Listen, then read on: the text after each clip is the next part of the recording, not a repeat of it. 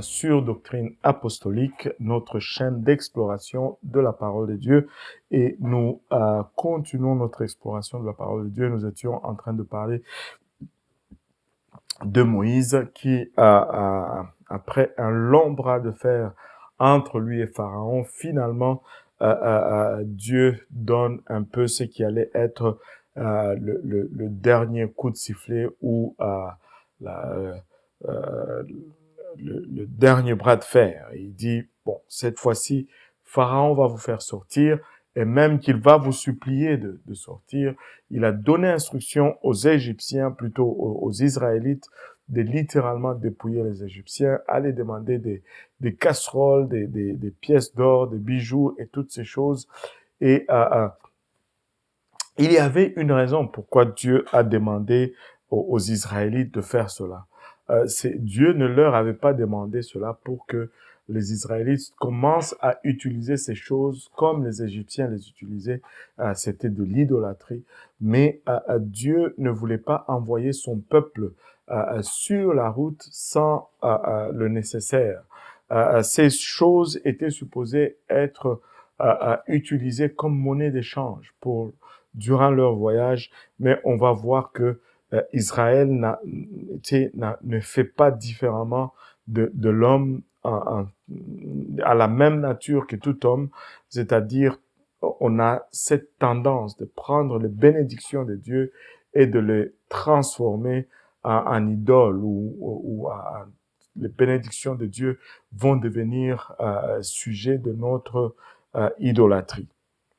Regardons, Dieu dit à Moïse, je vais frapper le premier-né de tous les pays d'Égypte, commençant par Pharaon jusqu'à son plus bas serviteur, et je vais frapper même le premier-né des bétails et des bêtes. C'était décidé de la part de Dieu, mais il y avait une instruction à donner au peuple juif, et c'est ce qu'on va voir aujourd'hui, et on va au fait parler de la toute première Pâque au chapitre 12 du livre d'Exode. Et la Bible commence en nous donnant ces quelques mots. Or, l'Éternel parla à Moïse et à Aaron au pays d'Égypte en disant, ce mois sera pour vous le commencement de mois. Il sera pour vous le premier de mois de l'année. Parlez à toute l'assemblée d'Israël et dites qu'au 10e jour de ce mois, qu'ils prennent chacun un agneau, un chevreau par maison de leur père, un agneau ou un chevreau par maison, et si la maison est trop petite pour le manger, qu'on le prenne avec son voisin le plus rapproché de sa maison, d'après le nombre de personnes, vous compterez pour l'agneau selon ce que chacun peut manger. Vous aurez un agneau ou chevreau sans défaut, mâle, âgé d'1 an, vous le prendrez d'entre les brebis ou d'entre les chèvres. Et vous le garderez jusqu'au 14e jour de ce mois, et toute la communauté d'Israël assemblée l'égorgera entre les deux soirs. Ils prendront de son sang et le mettront sur les deux poteaux et sur les linteaux de la porte de maison où ils le mangeront. Et cette nuit-là, ils en mangeront la chair rôtie au feu, ils la mangeront avec des pains sans levain et des herbes amères. N'en mangez rien à demi-cuit, ni qui ait été bouilli dans l'eau, mais qu'il soit rôti au feu, sa tête ainsi que ses jambes et ses entrailles. Vous n'en laisserez rien de reste jusqu'au matin, et ce qui en restera au matin, vous le brûlerez au feu. Et voici comment vous le mangerez. Vos reins sains, vos souliers aux pieds, et votre bâton à la main, et vous le mangerez à la hâte, c'est la Pâque de l'Éternel. Pâque qui signifie tout simplement passage. Cette nuit-là, je passerai dans le pays d'Égypte et je frapperai tout premier-né dans le pays d'Égypte, depuis les hommes jusqu'aux bêtes, et j'exercerai des jugements sur tous les dieux de l'Égypte. Je suis l'Éternel. Et le sang vous servira de signe sur les maisons où vous serez. Je verrai le sang et je passerai par-dessus. Je verrai le sang et je passerai par-dessus vous, et il n'y aura point parmi vous de plaie de destruction lorsque je frapperai le pays d'Égypte. Et ce jour-là vous sera un mémorial et vous le célébrerez comme une fête à l'Éternel d'âge en âge. Vous le célébrerez comme une ordonnance perpétuelle. Alléluia. Et, et, et, et là, Dieu donne les instructions pour la Pâque. Et il y a beaucoup de détails là-dedans qui deviennent très puissantes et très significatives lorsque on les comprend ou on voit leur réalisation dans le Seigneur Jésus-Christ. Donc, on va regarder et décortiquer ces passages ensemble. Premièrement, Dieu dit à Israël que ce mois-ci va être le premier pour vous. C'est comme si on fait un nouveau début. On recommence à zéro et on commence là.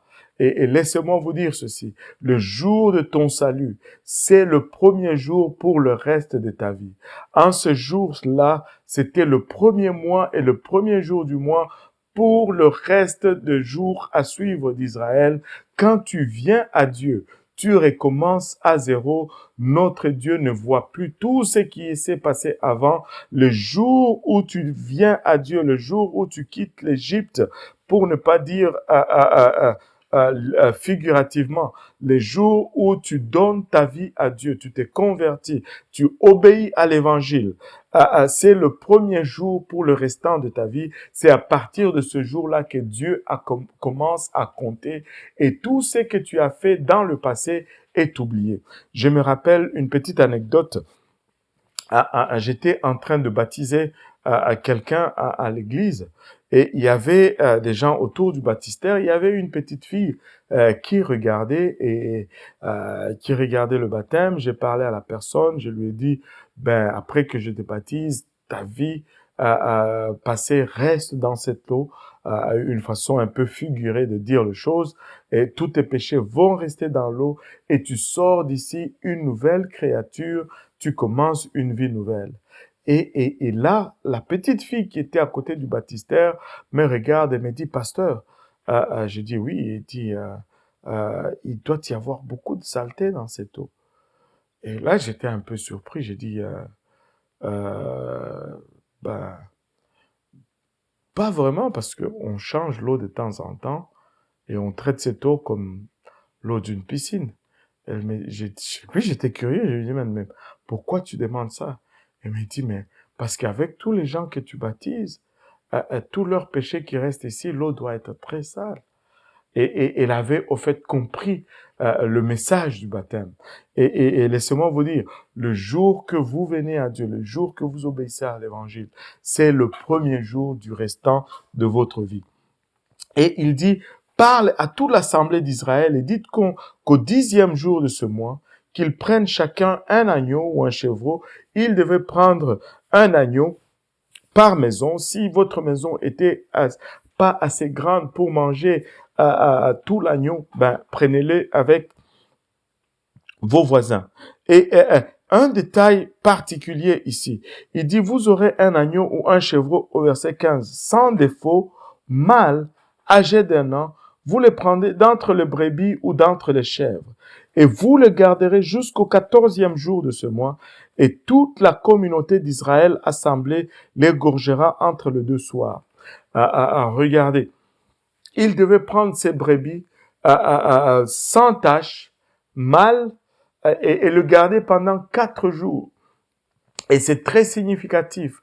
Pendant les 4 jours, au fait, c'était pas juste les garder. Pendant ces 4 jours, ils gardaient cette brebis dans la maison. Pendant ces 4 jours, ils inspectaient quotidiennement cette brebis pour voir s'il n'y avait pas de défaut dans cette brebis. Vous savez, le Seigneur Jésus-Christ a accompli cette parole exactement dans le livre de Jean. La Bible nous dit qu'il est entré à Jérusalem. Il a chassé les vendeurs qui étaient dans le temple et puis après, par la suite, 4 jours de suite, il allait au temple et il se faisait questionner par les pharisiens et les pharisiens regardaient pour voir s'il n'y avait pas de défaut dans sa doctrine. Le Seigneur a été examiné également comme cette brebis sacrificielle ou cette brebis pascale et il n'a été trouvé aucun défaut en lui. Ponce Pilate a proclamé les jugements. Lorsqu'il l'a sorti, il l'a pointé vers le Seigneur, il a dit, voici l'homme, je ne trouve aucune faute en lui. Notre Seigneur était sans tache. Il dit, et ils prendront, et vous le garderez jusqu'au 14e jour de ce mois, et toute la communauté d'Israël assemblée l'égorgera entre les deux soirs, et on prendra de son sang, on le mettra sur le poteau et sur le linteau de la porte des maisons où cet agneau est mangé. Donc, après avoir sacrifié l'agneau, on prend le sang, on le met sur la porte, sur les deux poteaux et sur le linteau. Et ça, c'était ce qui faisait la différence entre les Égyptiens et les Israélites. Toutes les maisons des Israélites étaient marquées par le sang de cet agneau pascal. Maintenant, regardez ceci. L'ange de la mort est passé sur l'Égypte. Et cette nuit-là, quand il est passé sur l'Égypte, il ne cherchait pas une maison d'Israélites ou une maison d'Égyptiens. Il cherchait une maison marquée par le sang et une maison qui n'est pas marquée par le sang. Ce qui a fait la différence entre les Égyptiens et les Israélites, ce n'était pas qu'ils soient Égyptiens ou Israélites, c'était le sang sur la porte. Si tu étais Israélite et que tu n'obéissais pas à ce que Moïse avait demandé et que tu ne mettais pas le sang, l'ange entrait et il frappait dans cette maison. Et si tu étais Égyptien, vu que Moïse faisait toutes ces choses ouvertement, les Égyptiens savaient exactement ce que les Israélites faisaient. Un Égyptien pouvait faire la même chose et jouir de la même faveur que les Israélites, parce que ce qui faisait la différence, c'était le sang. Et aujourd'hui, ce qui fait la différence, c'est encore le sang. Lorsque tu es plongé dans l'eau du baptême et que le nom de Jésus-Christ est invoqué sur toi, le sang est manifesté dans cette eau et le sang est appliqué sur toi parce que ce qui fait venir le sang dans cette eau, c'est le nom. C'est le nom. Il y a une équation très simple. Le livre d'Hébreux nous dit que sans effusion de sang, il n'y a point de pardon de péché. Le livre des Actes nous dit que quiconque croit en lui reçoit par son nom le pardon des péchés. Si tu crois en lui, tu reçois par son nom le pardon des péchés. Sans effusion de sang, il n'y a point de pardon des péchés. Et si j'égalise ces deux versets comme deux équations, le pardon des péchés tombe de deux côtés et le nom reste et le sang reste d'un côté et donc le nom, oui, c'est ce que je voulais bien dire, le nom va toujours amener le sang. Le nom de Jésus-Christ est puissant parce que le nom amène le sang. C'est pourquoi tu dois être baptisé au nom de Jésus-Christ pour le pardon des péchés, pas au titre Père, Fils et Saint-Esprit, mais plutôt au nom de Jésus-Christ parce que c'est le nom de Jésus qui amène le sang et c'est le sang de Jésus-Christ qui te lave du péché comme le sang de cette brebis pascale a préservé Israël. C'est le sang de Jésus-Christ qui te préserve. Ainsi donc, si tu n'es pas encore baptisé au nom de Jésus-Christ, tu dois être baptisé au nom de Jésus-Christ et car c'est impératif pour que tu sois pardonné littéralement de tes péchés. Donc, on va s'arrêter là pour aujourd'hui. On va revenir à cette préparatif pascal. Les Israélites préparent la Pâque et cette nuit-là, ils attendaient une nuit terrible. Donc, on va s'arrêter avant cette nuit terrible et on va se retrouver très très bientôt lors de la prochaine diffusion. D'ici là, je vous dis, prenez soin de vous-même et persévérer dans la parole, surtout dans ces temps incertains où nous sommes tous éprouvés. Demeurez dans la prière, demeurez dans la parole du Seigneur et que le Seigneur vous bénisse. Au revoir et à très